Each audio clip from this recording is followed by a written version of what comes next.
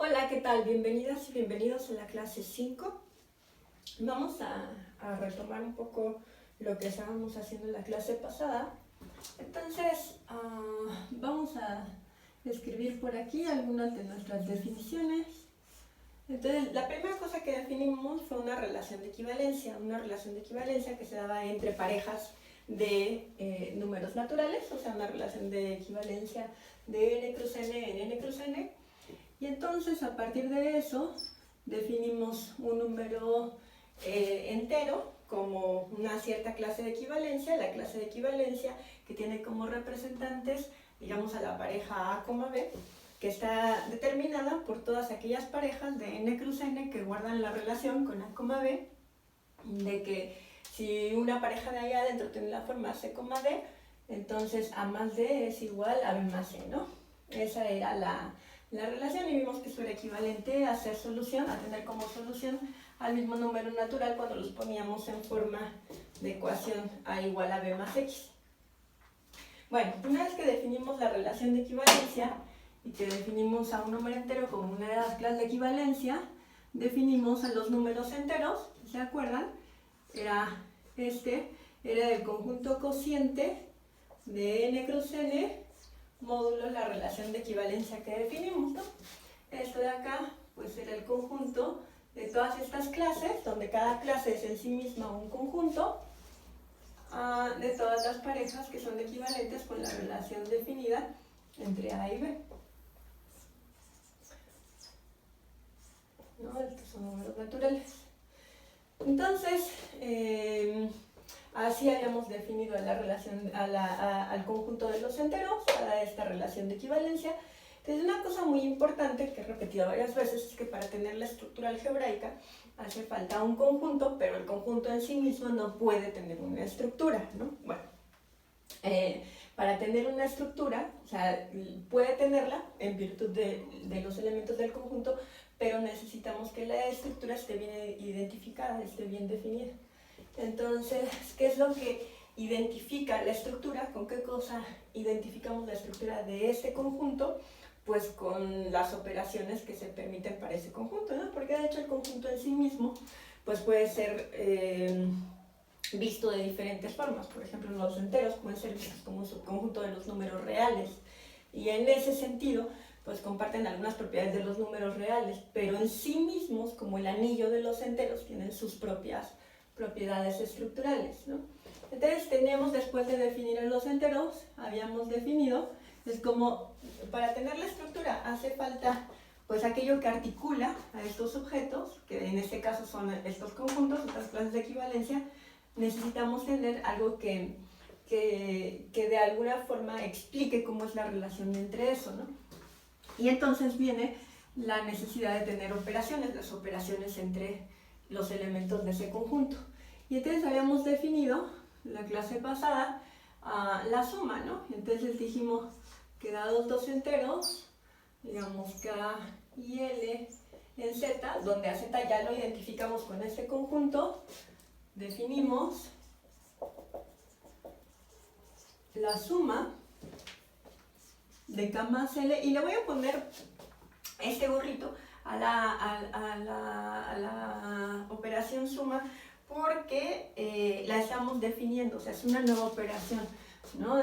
Como les decía, en la perspectiva axiomática solamente se da por hecho que sabemos sumar enteros, no hay ninguna definición de suma. Se dice pues la suma usual de enteros, la multiplicación usual de enteros, pero como aquí la estamos definiendo, vamos a utilizar otra operación, ¿no? La operación suma de números naturales, que sea dentro de otra estructura, de una estructura inductiva, no de un anillo, sino de un conjunto inductivo que son los números naturales. Entonces, la suma esta, K más L, va a ser, pues si K es de la forma, una cierta clase de equivalencia de dos números, digamos A, B, y luego L es algo igual, tiene que ser una clase de equivalencia porque está aquí adentro, digamos con representante la pareja C, D. Entonces habíamos definido a la suma de estas dos clases, AB más la clase que tiene como representante la pareja C, D, como la clase que tiene como representante a la suma de estas dos parejas, ¿no? Que se suman, pues como ya sabemos sumar pareja. De hecho, eso lo hicimos en álgebra superior 1, de ver cómo que dos parejas son iguales y solo si son iguales coordenada a coordenada, y cómo operamos en el producto cartesiano. Entonces ya sabemos que esto es entrada por entrada, y esto es A más C, coma, B más D. Y aquí adentro ya no escribo el gorrito de la suma, ¿verdad? Porque esta suma ya no la estoy definiendo, esta suma es la suma de naturales que ya conocemos.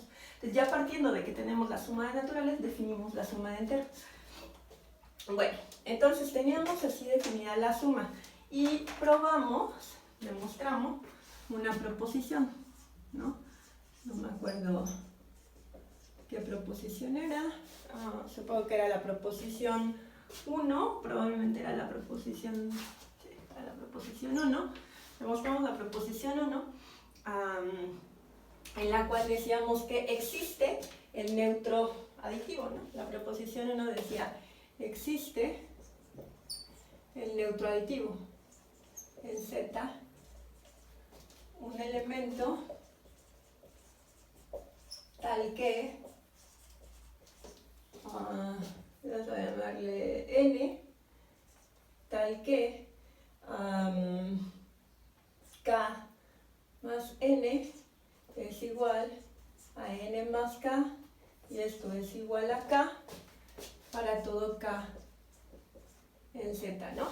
Y entonces demostramos que, ¿qué demostramos? Demostramos que este elemento N no es otra cosa sino la clase de equivalencia que tiene, la clase de equivalencia de la identidad, ¿no? La clase de equivalencia que tiene como representante a cualquier pareja de naturales que tenga la forma alfa, alfa. Este va a ser el cero de los enteros, este va a ser el cero de los enteros, porque bueno, lo que hicimos para demostrarlo es tomarnos a esta clase, sumarle esta de acá y ver que son la misma clase, ¿no? ¿Cómo vemos que es la misma clase, que dos cosas son la misma clase? Pues como las clases son conjuntos, para ver que son iguales, hay que ver que los elementos de una están en el otro y los del otro están en el primero. Pero eso es muy sencillo con estas cosas, porque eso se sigue directamente de que los representantes sean equivalentes. Si los representantes son equivalentes bajo la relación de equivalencia que definimos, no pueden ser clases distintas, tienen que ser la misma clase, ¿no? Porque ya sabemos que una relación de equivalencia determina una partición. Entonces, si dos cosas son equivalentes, tienen que estar en el mismo conjunto de esa partición, no pueden estar en diferentes cosas. Entonces, demostramos que este es el neutro, y con esto ya le dimos esa forma. Habíamos visto la suma de esta forma, ya habíamos visto a los enteros. Déjenme volver a dibujar el producto este. Recuerden que, bueno, se dibujan las rayas un poco para hacer más simple el dibujo, pero no están estos pedazos de acá, ¿no? Estos pedazos no están porque estamos en un conjunto discreto, entonces solamente está aquí el 0, 1, 2, 3, 4, 5, ¿no? No hay nada en medio. Y lo mismo aquí, ¿no? Está el 1, 2, 3, 4, 5, y entonces estos son los números naturales, estos son los números naturales. Y estas clases de equivalencia, estas parejas, vimos que son equivalentes cuando están sobre la misma recta. Eso se sigue básicamente, o sea, si lo queremos ver desde una perspectiva geométrica, se sigue del hecho de que dos parejas de aquí adentro, dos puntos que me tome aquí, van a ser equivalentes cuando la ecuación de la forma A igual a B más X tiene la misma solución que la ecuación de la forma C igual a D más X. Entonces, si estas dos tienen la misma forma, ya sabemos que eso implica que A más D es igual a B más C, ¿no? Y eso es lo que dijimos que era que la pareja A, B fuera equivalente a la pareja C, D.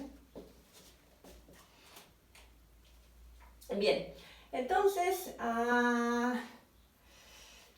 bueno, tenemos eso, y cuando hicimos el dibujito de cómo quedaban estas cosas, cómo quedaban las parejas que eran equivalentes, pues vimos que, por ejemplo, esta de acá, la pareja 0,1, pues, bueno, primero la identidad, ¿no? Que la identidad tiene esta propiedad de que todas las parejas de aquí tienen a la misma solución, ¿no? ¿Y cuál es la solución? Pues 0, ¿no? Entonces aquí está, por ejemplo, tenemos a la pareja 0,0. ¿Por qué? Porque 0 es igual a 0 más 0, ¿no? Entonces tiene a 0 como solución, entonces está esta de acá. Pero también está la pareja 1,1, porque 1 es igual a 1 más 0. Entonces está la pareja 1,1, ¿no? Y esta suma es una suma de naturales, no es una suma de enteros. Luego tenemos que 2 es igual a 2 más 0, o sea que la pareja 2,2 también tiene a 0 como solución, ¿no? Que esto es lo mismo que decir que 1,1 es equivalente a 2,2, ¿no? Estas dos tienen la misma solución, entonces son equivalentes, y sí, porque esto sí se da, y sí se da porque 1 más 2 es 3, ¿no? Y 1 más 2 es 3, entonces tenemos esa relación.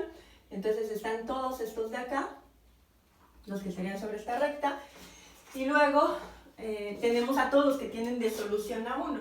¿Y quiénes son todos los que tienen de solución a 1? Bueno, sabemos que la pareja esta de acá, ¿no? La pareja 1,0, la pareja 1,0 tiene de solución a 1, ¿no?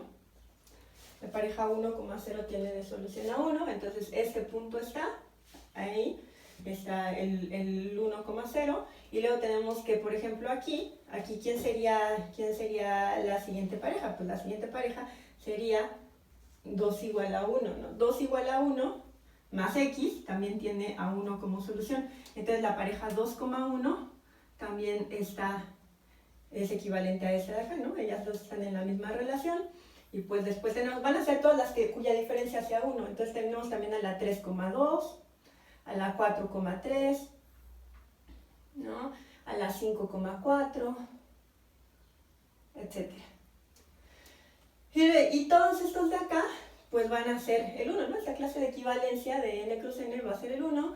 Luego tenemos aquí a la pareja 2,0. Después tenemos a la 3,1. O sea, todas las que tienen 2 de diferencia. Todas las que tienen 2 de diferencia, que va a ser la clase del 2. Entonces el 2 va a ser igual a las parejas, digamos, de la forma A, B, tal que A es igual a B más 2. Entonces, está 3,1, está 4,2, está 5,3, etc. Entonces, todas las que están sobre esta recta, que de nuevo son solamente los puntos, la recta no está porque estos son discretos, va a ser la clase que es el 0 en los enteros, esta va a ser la clase que es el 1, la clase que es el 2, la clase que es el 3, la clase que es el 4, etc. Y vimos que la suma sí coincide con nuestras intuiciones geométricas y vectoriales en este sentido, ¿no? En el sentido como la hemos definido. Y claro, si tenemos que el neutro aditivo, el entero que funciona como neutro aditivo, a saber el 0, está dado por todas las parejas de n cruz n que están sobre la línea de la identidad, pues la suma sí nos da, ¿no? Cualquier punto que sumemos a uno de acá se va a quedar sobre esa misma recta. Ahora, no importa que el representante sea distinto. Por ejemplo, un representante de 0 sería el 2,2, ¿no? Entonces, si yo tomo esta de acá, no digo, bueno, si este es el neutro, entonces al sumarlo a la que yo quiera, ¿no? Vamos a sumarlo a 2. Entonces vamos a sumarlo a la clase que tiene como representante a 3,1, que es el número 2. Entonces vamos a sumar 0 más 2, entonces 0 más 2 me tiene que dar 2. De la manera en la que definí la suma, esto no me va a dar 0 aquí adentro, ¿no? Esto me va a dar aquí adentro, en términos de los representantes, me va a dar 5,3, ¿no? Porque esto es entrada por entrada, 2 más 3 es 5, 2 más 1 es 3. Eso me va a dar 5,3, pero lo que me estoy tomando no es a esa pareja, sino la clase de equivalencia que tiene como representante a 5,3. Y efectivamente es el neutro, ¿por qué? Porque esta clase de equivalencia es la misma que esta clase de equivalencia. ¿Cómo vemos que esta clase de equivalencia es la misma que esta clase de equivalencia? Como les guste. O sea, están sobre la misma recta, la diferencia entre 3 menos 1 es 2, al igual que la diferencia entre 5 menos 3 es 2. O sea, son diferentes formas de decir la misma cosa, ¿no? O puedo decir esta y esta tienen la misma solución, porque 3 igual a 1 más 2, 2 es solución de su ecuación, 5 es igual a 3 más 2, entonces tienen la misma solución, por lo tanto son equivalentes. O me puedo tomar este de acá y ver que está acá, como viendo que es equivalente con este, y entonces como son clases de equivalencia, tienen que ser la misma, si algo de aquí está acá, pues necesariamente algo de aquí va a estar acá, porque además ya sabemos que al ser una relación de equivalencia simétrica, etc. Lo puedo argumentar de muchas maneras. Entonces fíjense que aunque este de acá no tenga la forma 0,0, sí es el neutro, porque el 0 es todo ese conjunto de puntos, y entonces al dejar la clase, así como estaba, puede que no tenga el mismo representante, pero estas dos cosas son la misma. Estas dos cosas son la misma, ¿no? Son todos los puntos que están sobre esa recta que le corresponde al número 2, es el número 2 de los enteros. Entonces, bueno, ya tenemos nuestro neutro. Y ahora, pero hasta este momento solamente hemos estado hablando de los números positivos, ¿no? Y del 0, solamente tenemos al 0 y a los positivos. Entonces todavía nos faltan algunas cosas, tenemos que demostrar algunas cosas, porque acuérdense, nosotros cuando vimos la aproximación axiomática, vimos que para tener un anillo hace falta, bueno, primero las condiciones mínimas de estructura algebraica. Un conjunto, que ya está nuestro conjunto, son todos estos puntos. Después necesitamos dos operaciones, ahorita llevamos una, que es esta suma. Por cierto, como aquí estamos definiendo la suma y no le estamos dando por sentada, una de las cosas que hay que hacer, como les dije, no puedo hacer la construcción con todo detalle porque nos tomaría mucho más tiempo del que le debemos de dedicar a esto en este curso. Pero, cada vez que definimos algo, este tipo de cosas, tenemos que ver que está bien definido. ¿Qué quiere decir que esté bien definido? Bueno, las operaciones son funciones, ¿verdad? Entonces la suma, por ejemplo, digamos que es breviario, aunque esto ya lo deben de saber. La suma, al ser una operación binaria, en este caso entre enteros, pues va del producto cartesiano de z cruz z en z. Y lo que nos dice es, tú te tomas dos cosas aquí, dos enteros, y lo que te tiene que dar es un entero. ¿Y cómo la definimos nosotros? Pues lo que nos da es, cuando agarro algo aquí, esto es algo de la clase, es una clase de equivalencia de esta forma, y entonces al sumarlo con una clase de equivalencia de esta forma, de nuevo, acuérdense que este z es una relación de n cruz n, ¿no? Y esta es una relación de n cruz n. Entonces la relación de z cruz z es una relación de n cruz n en n cruz n, o sea, sería una relación del producto cartesiano de un producto cartesiano. Y cuando la definí, dije al c, d, y esto lo voy a mandar al número este de acá, ¿no? A más c, b más d. Esto es un número entero, una clase de n cruz n. Esta de acá es una función.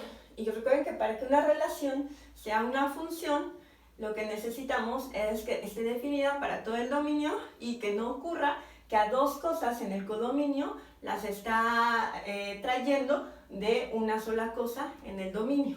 Entonces, ver que está bien definida una función es ver que si me tomo dos cosas distintas aquí, en el codominio, cuando me fije, esas dos cosas no pueden ser imagen del mismo elemento acá. Entonces, ¿qué es lo que tendría que hacer para ver que la suma está bien definida? Pues me tengo que tomar dos cosas aquí que sean distintas y ver que vienen de una misma cosa acá, ¿no? O sea, suponer que me tomo otra cosa así, que venga de la misma de acá, y lo que voy a llegar a mi conclusión va a ser que esas son la misma. Entonces eso es ver que una función esté bien definida, y en particular ver que una operación para un cierto conjunto está bien definida.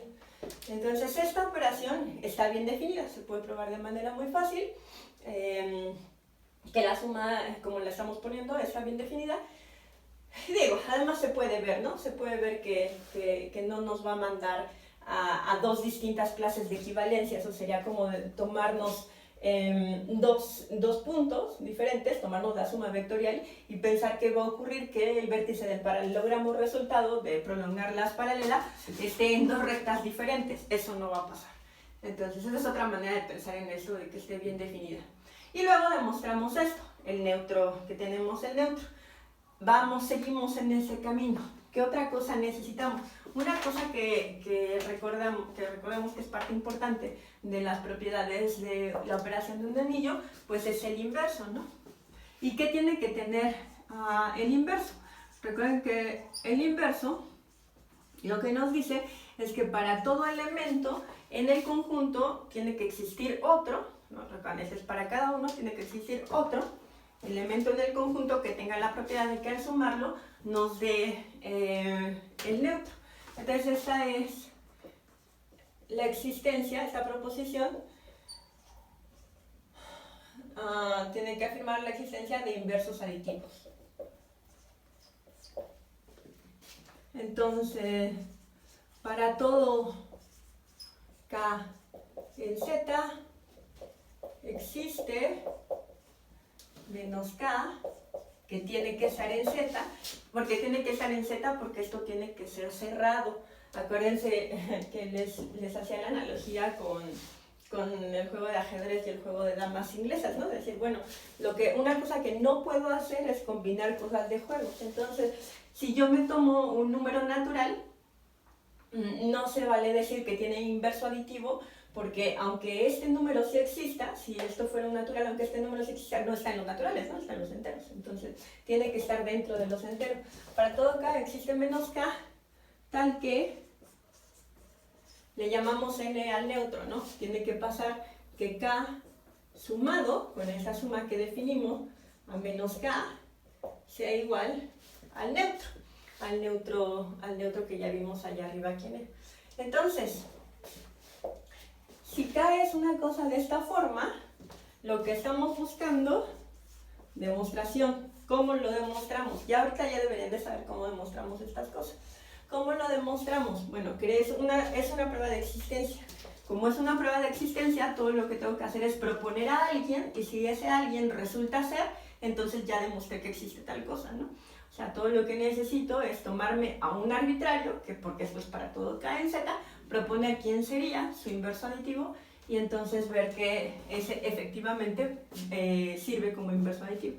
Entonces, como tengo a ese de ahí, a esta K, sabemos que es una clase de equivalencia que tiene como representante, digamos, a la pareja AB, y lo que tengo que hacer es proponer a alguien como este menos K. Entonces, sea menos K igual a la clase de equivalencia. Recuerden que solo tengo clases de equivalencia, no puedo valerme de ninguna otra cosa. Ahora, una cosa que sería muy fácil pensar que podemos hacer es para proponerlo como, y recordando nuestras cosas de espacios vectoriales, quizás se me antojaría poner a como menos A, B. Si estuviéramos en una clase presencial, les preguntaría si esto es un buen candidato, ¿no? Entonces sería mi pregunta, ¿esto es un buen candidato para ser el inverso aditivo de la clase de equivalencia cuyo representante es la pareja A, B? Bueno, espero que les haya venido a la mente la respuesta correcta, y la respuesta correcta es no, esto no es un buen candidato. ¿Por qué no es un buen candidato? Porque si B, toda esta pareja es una pareja de N cruz N, ¿no?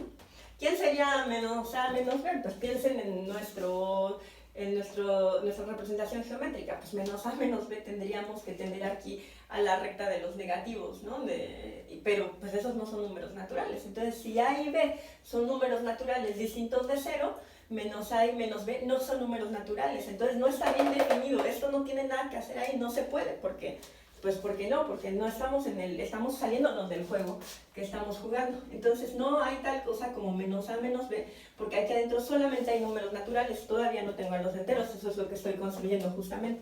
Entonces voy a proponer A menos K como la pareja B, y aquí sí no hay ningún problema, ¿no? Si me das un entero, ese entero tiene esta forma, tiene la forma de clase de equivalencia con una cierta pareja que tiene como representantes, y me puedo tomar al inverso de esa. Fácil, o sea, eso no tiene mayor problema. Si la pareja A, B está ahí, la pareja B, A está ahí. Porque B es un natural y A es un natural. No hay ningún problema, voy a proponerlo. Ahora, para demostrarlo, tengo que ver que funciona, que efectivamente me da el neutro. Entonces, ¿qué es eso? Pues es sumar, ¿no? Nada más hay que sumar A, B, con la suma que definimos, a la clase de equivalencia que tiene A, B,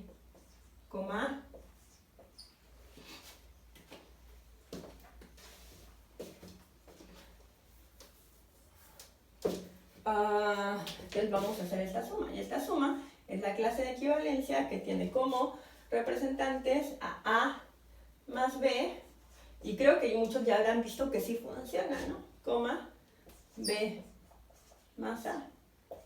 ¿Ya vieron que sí? O sea, ya luego se ve, ¿no?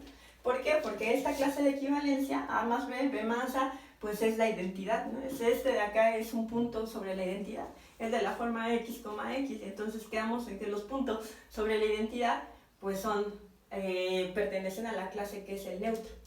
Entonces, esto de acá es el neutro. ¿Por qué esto de acá es el neutro? Porque quedamos que el neutro era de la forma alfa, ¿no? Entonces, A más B, B más A. Para probar que esto de acá, hay que probar que la clase de equivalencia está, pero realmente es una prueba medio ociosa, porque se ve inmediatamente que esto está es la identidad. Pero bueno, digamos que nos ponemos así muy exquisitos y queremos todo escribirlo, tiene que ser igual a la clase alfa, ¿no? O si quieren 0,0, si les gusta ponerlo de esa manera, 0,0, que ya sabemos que es la clase que alfa, alfa. Entonces, si me pregunto si estos dos son iguales, todo lo que tengo que hacer es ver que la pareja A más B, B más A es equivalente a la pareja 0,0. Pero pues esto evidentemente que sí va a pasar, porque A más B más 0, tengo que ver que es igual a B más A más 0. Entonces, como este es el neutro en los naturales, porque acuérdense que nosotros consideramos a los naturales con el 0, este es el neutro en los naturales, pues se cancela, y además la suma de naturales es conmutativa, entonces A más B es igual a B más A, porque la suma es conmutativa. ¿No? Entonces estos sí son iguales, estos sí son iguales, estos son equivalentes, las clases de equivalencia son las mismas, por lo tanto, este es el neutro. Y entonces, si este es el neutro, eso quiere decir que este es el inverso. Entonces, el inverso de un número entero, que representamos con la clase de equivalencia de una cierta pareja A, B, va a ser la clase de equivalencia que tiene como representante a la pareja B, A. Ay, no quería borrar. Entonces, déjenme volver a escribir esto, A, B. Entonces, esto de acá lo vamos a escribir, denotamos al inverso aditivo de una pareja A, B, la vamos a denotar como menos A, B, ¿no? Pero esto lo estamos introduciendo, esa nueva notación que es poner un menos antes. Menos la clase de equivalencia A, B significa la clase de equivalencia B, A, que ya demostramos que es el inverso. ¿Ok? Bueno, entonces, ¿qué demostramos? Demostramos que estos números de la forma B, A, los números que son clases de equivalencia de la forma B, A, son el inverso aditivo de los números que hasta el momento hemos tomado como clases de equivalencia. Perfecto, ahí vamos. Entonces, ya tenemos a los inversos. ¿Quién es el inverso? Entonces, por ejemplo, de cualquier punto que vimos aquí, ¿no? O sea, ¿quién es el inverso de ese de acá? Ese de acá que era, ¿quién? 3, 1. Es 3, 1, que ya sabemos que es un representante de la clase de equivalencia, que resulta ser el 2. Entonces, la clase de equivalencia, o sea, ¿quién sería el inverso de 2? O sea, el inverso de, digamos, pongamos como representante a 3,1, pues esto de acá es la clase de equivalencia del 1,3. ¿Dónde está el 1,3? El 1,3 está acá, ¿no? Entonces, fíjense, el inverso de 3,1, que está acá, es el 1,3, que está acá. O sea, va a ser el que tiene del otro lado, ¿no? El que en el momento de sumarlo nos va a dar la identidad.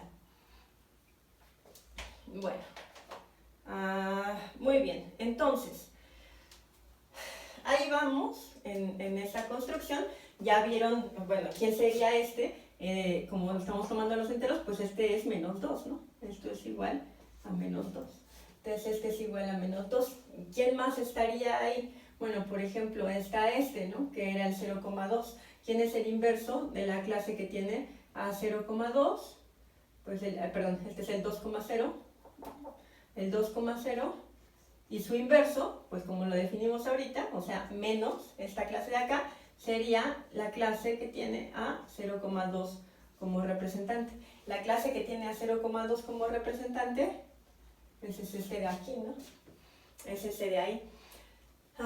¿Quién más estaría? Está el, aquí estamos tomando, ¿no? En el 2, ¿verdad? Entonces está el 2,0, está el 3,1, está el 4,2. ¿Quién sería el inverso? Pues si tomamos el inverso, es el mismo, ¿no? El inverso es el mismo, pero estamos tomando representante.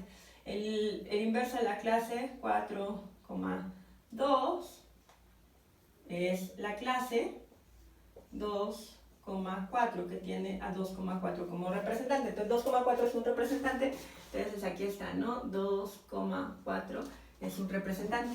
Y entonces sobre esta recta de acá, ¿quién está? Pues este de acá es el número entero menos 2. No se ve muy simétrico.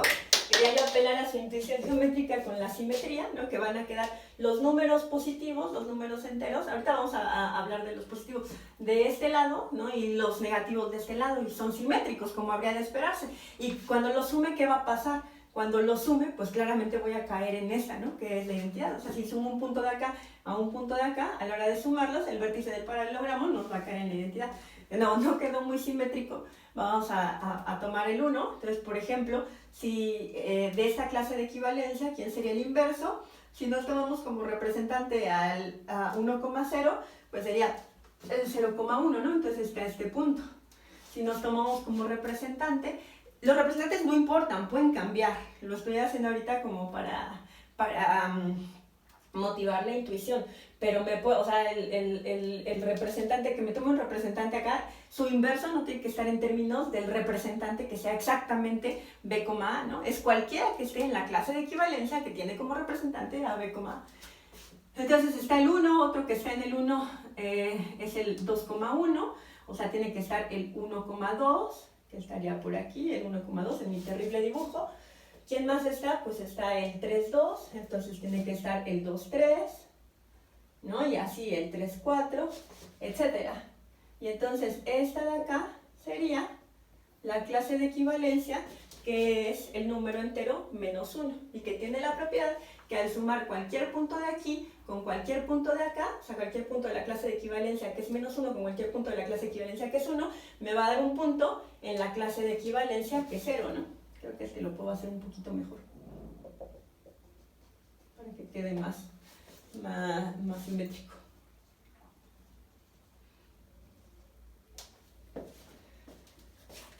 Bueno, entonces ya vieron quiénes son los enteros bajo esa construcción, ya vimos los inversos aditivos, entonces ya demostramos esto. Ahora, ¿qué es lo que tendríamos que hacer? Tenemos que demostrar todas las propiedades. No lo voy a hacer, pero las que estoy probando, que son las cruciales, nos dan una idea de cómo hacer el resto. Y de hecho, es muy probable que les pidan la tarea o en el examen que prueben propiedades de esas, ¿no? Entonces, ¿qué propiedades tendríamos que probar? Tendríamos que probar, por ejemplo, recuerden, ¿no? El primer axioma nos decía, tiene que haber un neutro, ahí está, tiene que haber que a la hora de sumar a los números enteros lo deje igual. Luego, tiene que haber inversos, de hecho este no era el segundo, ¿no? El segundo era que la suma es conmutativa. ¿La suma es conmutativa? Sí. ¿Cómo probaría que la suma es conmutativa? Me tomo 2, como este, lo sumo de esta manera, con la definición de suma, y aquí lo que sabemos es que la suma de naturales es conmutativa. Como la suma de naturales es conmutativa, A más C es lo mismo que C más A, y B más D es lo mismo que D más B. Y eso, por definición de suma, lo puedo abrir en la suma C más D más A más B, ¿no? Y eso probaría que la suma de enteros es conmutativa. Entonces ya tengo que existe nuestro aditivo, que la suma de enteros es conmutativa, ya tengo que para cada entero existe un inverso, tengo que mostrar que la suma es asociativa. ¿Cómo pruebo que la suma es asociativa? Bueno, pues igual me tomo una tercera, digamos la clase de equivalencia que tiene como representante la pareja E, F, y lo que hago es aplicar la definición primero a 2, y eso me va a resultar en algo de este tipo, y a eso le aplico un tercero. ¿Qué es lo que voy a terminar aplicando como propiedad que va a garantizar que se dé la asociatividad de la suma de enteros? Pues que la suma de naturales es asociativa. Entonces aquí adentro van a asociarse las sumas de la manera correcta, de la manera esperada, y eso nos va a dar la asociatividad para la suma que hemos definido. Entonces ya está, ¿no? La suma hay neutro aditivo, inverso aditivo, es asociativa y es conmutativa. Y esas eran las propiedades que pedíamos para la suma.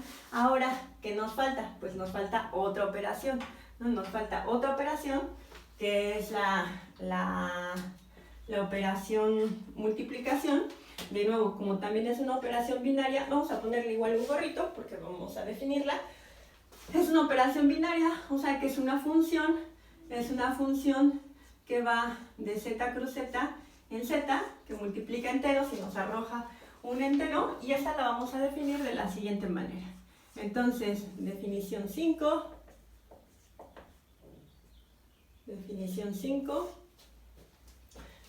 dados K y L en Z,